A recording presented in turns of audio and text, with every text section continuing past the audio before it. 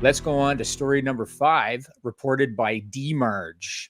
So, you know how you hear stories sometimes about overpriced stuff, like Mhm. ridiculously overpriced stuff. Like Louis Vuitton, they had a bag that looked like a paint can, and the thing went for thousands of dollars. There's a restaurant in Dubai called Rain. They spell it Rhain, Rain. And they put something on their menu that's expensive and it's brought to your table in elaborate fashion. Larson, any idea what this menu item is? It can't be your run-of-the-mill steak or grilled chicken thigh or something like that. It's got to be some sort of exotic thing, I would imagine. Um, hmm. And so, I mean, would it be like some? I don't know. Like you just can't bring a ribeye. Like you go to Ruth's Chris, you get a ribeye, they put on a platter of butter. I'm like, oh wow, that's pretty neat. But You're impressed by the butter? yeah, like The oh, butter there's does it for sizzling you? butter there on the plate with some garlic and some parsley. Wow, that smells really good. Um, Well, you're actually on the right track oh, because is it like a Ruth's Chris thing? it is well, it is a steak, but Oh, it is a steak covered in gold leaf that sells for $1,000. We got a video of this presentation courtesy of DMarge. Check this out. So staff dressed in army uniforms, they come out what the pointing heck? guns because it's like they're defending it. Ah, It's presented inside a case that releases a cloud of smoke when you open it. wow. Inside is a steak covered in gold leaf, edible gold leaf. I should point out. There it is Wow. there. Social media is not too happy about the price and they're not too happy about what you get. And I got to tell you, I'm a fan of a good dinner experience and I will pay good money for a good experience. Mhm. I don't think I'd pay shit for that. It doesn't appeal to me that the thing is covered in gold leaf and then you've got guys out there pretending with guns. You know what I'm saying? Yeah. I don't think it's for me, but what are your thoughts on I mean, the gold I think steak? if the fog machine and the briefcase with the light, that's good presentation. I get into Yes, that. yes, yes.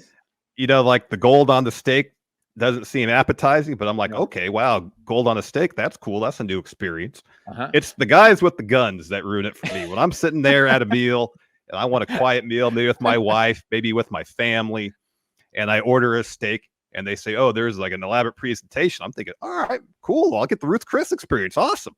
Right, the butter. Like, give me the butter. Exactly. Butter and garlic and parsley. And it smells so good. And then there's people coming in with guns. I'm thinking, this isn't part of the meal, is it? I'm thinking this is something going on. I want no part of this. And my heart's racing. I'm like, I feel like I gotta protect my family. And someone rolls up with this briefcase and they open it up and it's all this fog comes out and these lights. It's like the end of Pulp Fiction. Well, they open up the briefcase there and then they bring the steak out. Like the steak with the gold on it, that seems like maybe $200 or $300 worth of stuff. You're paying $800 for someone to point guns at you, essentially. That could be it. Yeah. That doesn't seem like a good value proposition to me personally. Yeah, I feel like I should get some money off the bill if I have a gun pointed at me during my dinner experience. Right. Should be a freebie. Yeah. Exactly. Yeah. So Instead, you're paying a premium for it. exactly. So no, in total, if it was $200 for briefcase with steak and not like, man, like the wrestling business was out of control with great news and for somehow, some way, I have $200 to spare on an okay steak covered in gold. If the mood strikes me, maybe, but no guns. I can't do the guns. No. So what you're saying is, if CM Punk loses his shit at a scrum like 3 more times, yes, then you're going to be able to get that, a $200 gold leaf steak, is what you're saying. That's a possibility. I mean, like if I have no bills, nothing to fix around the house, Yes, credit cards paid off, kids don't have anything that costs money. If I'm like on the doorstep of retiring and I have no worries whatsoever, then maybe I would consider it. All right. Well, my question for you: what is the best or worst dining experience that you have ever had? The best. So this is I think I've talked about this on this show. So my wife and I were down in Los Angeles visiting family, and we're like, hey, we're not here often. Let's go have dinner. And so we found just this place. I think it was in Beverly Hills, and it wasn't too expensive. So we're like, fine, I think we could do this. So we went and had dinner, and it was really quiet. And then and the food was good. And then at one of the other tables was Christina Aguilera and her husband and their kid. And my wife at the time was a huge Christina fan. And so like part of it was like I was kind of teasing her a little bit. It's like, hey, you should go talk to her. You know, knowing you don't go talk to people while they're eating dinner. You don't do right. And she knows too. I was just teasing her. So at one point they're wrapping up and their kid comes over by our table and like chats us up a little bit. And then so she comes by and says, "Oh, I'm sorry if he disturbed your meal." It's like, no, it's fine. Don't worry at all. And it was just, you know, like both Steve and I, we lived in LA for a while, going to film school and afterwards. And so you're in LA and celebrities, I won't say they're everywhere, but they're kind of everywhere.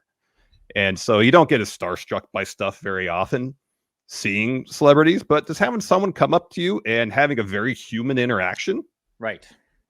It was neat. And then, you know, part of it is because my wife liked her music and so that was cool. I remember one meal that was really bad. I was a kid. We were in San Francisco. We went to a museum. And for some reason, we were like, hey, we're going to eat lunch here. And as a kid, there's like certain foods you think that cannot be messed up. There's hamburgers and there's pizza. You know, and you think it's impossible to ruin one of those as a kid because kids kind of eat whatever. And as long as it's not going to give you instant food poisoning, you'll eat it. It was the absolute worst hamburger I've ever had. I couldn't eat it. It was like purple in color. And like, as a kid, I didn't leave food. Like if I was hungry, I'd eat. And I was like, sorry, Dad, I can't eat this. And he tried, I think he had something like, all right, I understand. And that was it. And I was probably 11 at that moment. I can remember exactly where we were sitting. I remember every detail about it because it left such an impression, the purple hamburger. Wow. And all these years, you still remember the purple hamburger. Mm-hmm. And now that you're an adult, why do you think it was purple? It's probably old meat. Yeah, maybe. Let's go to story number 2, reported by Golf Today. So the global food industry, delivery industry, continues to grow. And by 2030, it's expected to reach $365 billion worldwide. Saudi Arabia is no exception to this. And in an effort to try to stand out from their competition, one food delivery service in Saudi Arabia is offering a very unique delivery method. Larson, what do you think that is?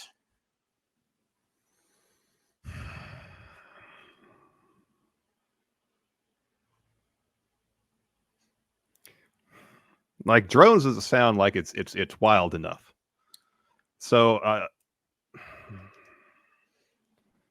like, could they maybe train animals like a dog or something to carry the food like in the bag from its mouth, and then like teach it to read like Google Maps or something? That'd be impressive. That'd be impressive, man. And then the dog would go read Google Maps. Wow. Yeah, and the dog would get back and would get a treat. You know. Wow. What really happened is pretty impressive, but dogs reading Google Maps is impressive too.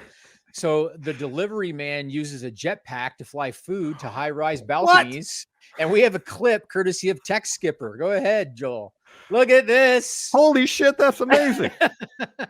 Apparently he moves from one tower to the next in order to drop off orders fast on high rises.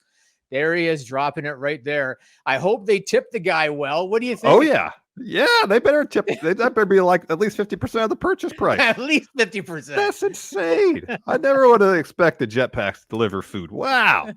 I'm still thinking about the dog. I'm thinking about the dog reading Google Maps because that I think would be just as cool. If they could combine the two ideas, I think that's really where the money is. You want a dog and a jetpack? Dogs with jetpacks, carrying the food from their mouths, reading Google Maps. Okay, then you should be getting 100% tip. 100%. Oh yeah, tip definitely. The delivery fee's got to be at least like $200. The sad thing is the dog doesn't see any of that money though. Right, that's right. You know what the dog get when he comes back? He gets a treat. That's it, and that's right. That's a bummer for the dog. The dog deserves 75% of that delivery fee, at least, because he's reading Google Maps and he's in the jetpack. I know 100%. He's assuming all the danger. So there are several technologies that have been working on recreational space travel. Right? Elon Musk is working on one. Richard Branson's working on one. Jeff Bezos is working on one. Which one of those three would you jump on first? And which one of those three would you absolutely jump on last? So it's Bezos, it's Musk, and who's the other party? Musk, Richard Branson from Virgin. Richard Branson, that's right. Yeah, and Jeff Bezos. So I'm far from an expert in terms of recreational space travel. I know Richard Branson's been doing it, trying to get up in space for a long time. So that either means he's being very meticulous with how he approaches it, or it's been nothing but problems. Yeah, right. It's they keep one on of crashing. the two. Keep crashing. Exactly. Now, Amazon is known for their brutal efficiency. Shit, that's a tough call. I feel like I'd probably trust. Sorry, go ahead. I was going to say, I figured you would pick based on who you like the most.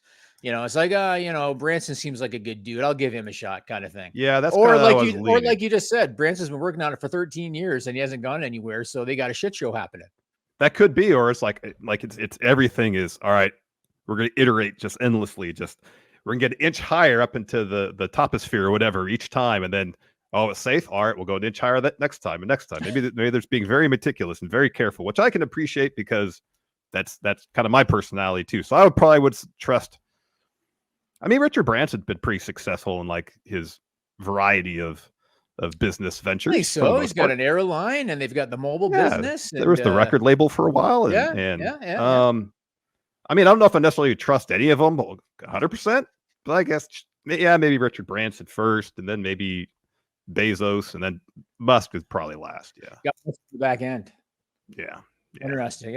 I think I would go with Musk last as well because he lies enough about the autonomous driving and what the hell was that car where he threw the rock through the windshield and his great idea of circumventing traffic jams to build a tunnel underground. Yes, that's right. I think they just hit a milestone on digging that. Actually, I read something about it. Yeah. Well, you know what? As soon as you make your trip up to the moon, send me a selfie. Will do. So. We'll do. Maybe on the moon, I'll say, "Hey, dogs, on the moon, it's time we learn how to deliver some food. What do you say?"